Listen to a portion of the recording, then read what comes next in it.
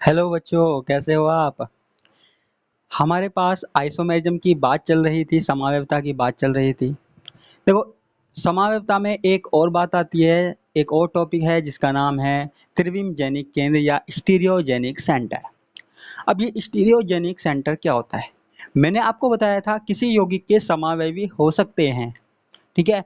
ऐसे ही हमारे पास त्रिविम समावयवी हो सकते हैं, लेकिन किसी यौगिक में त्रिविम समावयवी होने के लिए कोई केंद्र बिंदु होता है, कोई सेंटर होता है, उसको ही हम बोल रहे हैं त्रिविमजनिक केंद्र। कैसे?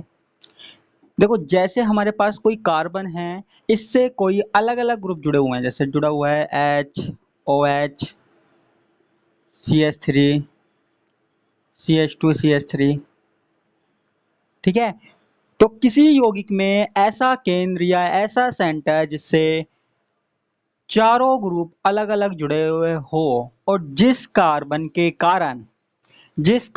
कारण उस यौगिक में या जिस कार्बन के कारण उस यौगिक में त्रिविम समावयवता पाई जाती है, उसको हम कहते हैं स्टीरियोजेनिक सेंटर या त्रिविमजनिक केंद्र। समझ में आया? लेकिन एक शर्त होनी चाहिए, एक कंडीशन होनी चाहिए कि जो कार्बन है उससे चारों ग्रुप अलग अलग जुड़े होंगे, ठीक है। और इनमें कोई भी सममिति तत्व नहीं लगना चाहिए। सममिति तत्व मैंने कल बताए थे, तो वो तीनों सममिति तत्व इनमें से नहीं लगने चाहिए। अगर ये लगेंगे तो ये यौगिक हो जाएगा सममिति वाला, हो जाएगा। इसमें सममिति लग गई तो ये यौगिक सममिति वाला हो जाएगा, और सममिति लगने के बाद ये त्रिविम समावयवता नहीं दिखाएगा। तो सबसे बड़ी बात, असममित होना चाहिए, और ऐसा सेंटर जिसके कारण समावयवी बनते हैं उसको हम क्या कहते हैं? त्रिविमजनिक केंद्र। इसके कारण समावयवी बनते हैं, ठीक है।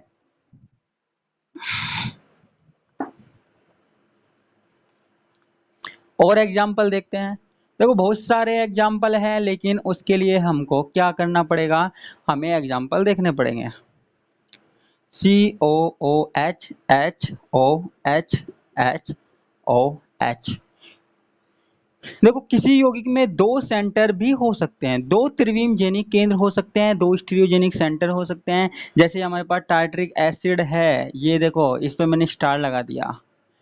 इसको एक क्रेल कार्बन और बोलते हैं, क्रेल कार्बन और बोलते हैं, क्योंकि इसके कारण समावयवता होती है। देखो, इससे सारे ग्रुप अलग अलग जुड़े हुए हैं, ये अलग है, ये अलग है, ये अलग है, और फिर से ये अलग है। सारे ग्रुप अलग अलग हैं, और जब सारे ग्रुप अलग अलग जुड़े हुए होंगे तो इसमें त्रिविम समावयवता पाई जाएगी, और केंद्र क्या कहलाएगा? स्टीरियोजेनिक सेंटर या त्रिविम केंद्र, ठीक है। तो ये हमारे पास किसकी बात हो गई? स्टीरियोजेनिक सेंटर के।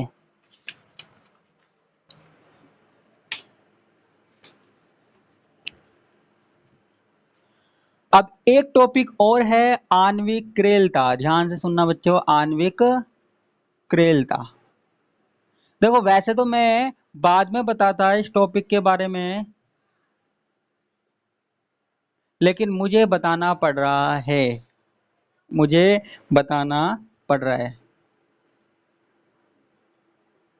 मॉलिक्यूलर कायरलिटी, आणविक क्रेलता। अब ये क्या चीज होती है वो ध्यान से देखना। देखो, मैंने ये बताया था कि किसी यौगिक में सममिति तत्व नहीं लगना चाहिए, सममिति तत्व नहीं लगना चाहिए, तो वो क्या होगा?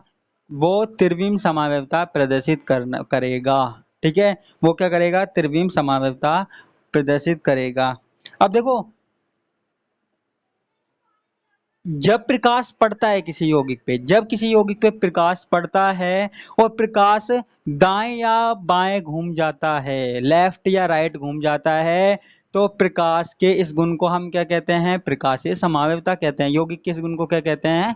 प्रकाशिक समावयवता कहते हैं, ऑप्टिकल आइसोमेरिज्म कहते हैं। It is called optical isomerism, ठीक है। लेकिन किसी में सम्मित है, अगर किसी में सम्मिति तत्व लग रहा है तो वो क्या होगा? एक्रेल होगा, एक्रेल होगा, एकाइरल होगा। मतलब वो प्रकाश को घुमाने में सक्षम नहीं होगा, प्रकाश नहीं घूमेगा। प्रकाश नहीं घूमेगा यानी कि प्रकाश क्या होगा? प्रकाश अघूर्णक होगा, प्रकाशीय अघूर्णक होगा। ठीक है। और यदि वो असममित है, अनसिमेट्रिकल है, तो वो क्या होगा? कायरल होगा। कायरल और अकायरल क्या है? कायरल का मतलब है प्रकाशीय गुण प्रदर्शित करना, और अकायरल का मतलब है प्रकाशीय गुण प्रदर्शित नहीं करना। ठीक है। तो यहां पे अगर असममित है तो वो कायरल होगा, और प्रकाशीय घूर्णक होगा, यानी कि प्रकाश क्या है? यौगिक से टकराकर घूम जाएगा, या तो दाएं घूम जाएगा या बाएं घूम जाएगा, या तो दाएं घूम जाएगा या बाएं घूम जाएगा। ठीक है। तो उसको हम क्या बोल रहे हैं? कायरलिटी बोलते हैं। ठीक है। इसको मैं मिटा देता हूं।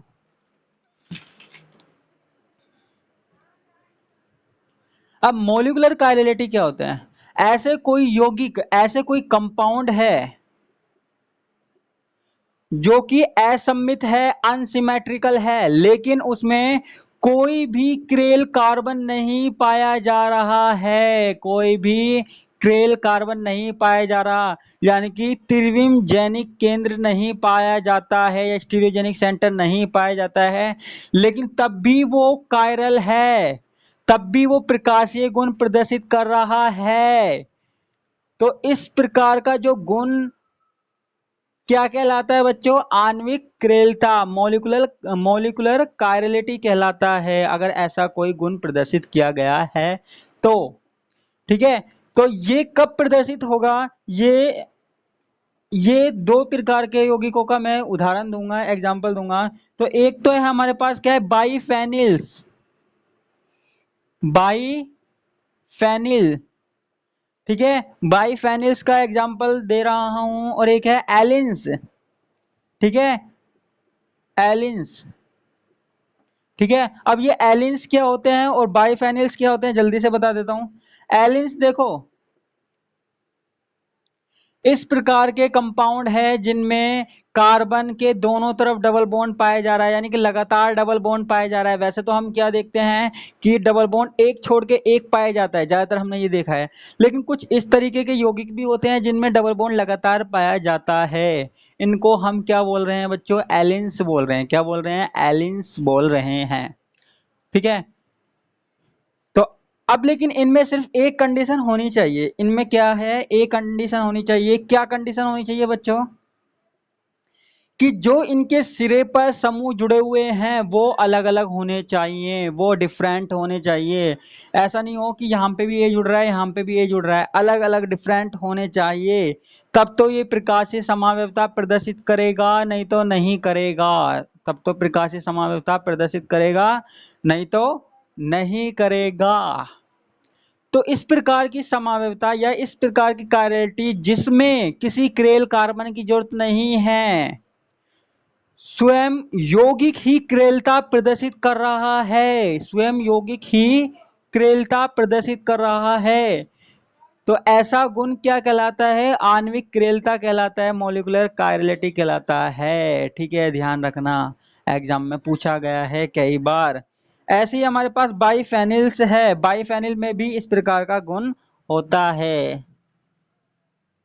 ठीक है। तो ये हमारे पास क्या हो गए? दो एग्जाम्पल हो गए। तो ये प्रकाशीय समावयवता प्रदर्शित करता है। प्रकाशीय समावयवता कैसे प्रदर्शित करेगा? इसका जो दर्पण प्रतिबिंब है वो देखो ऐसा बनेगा,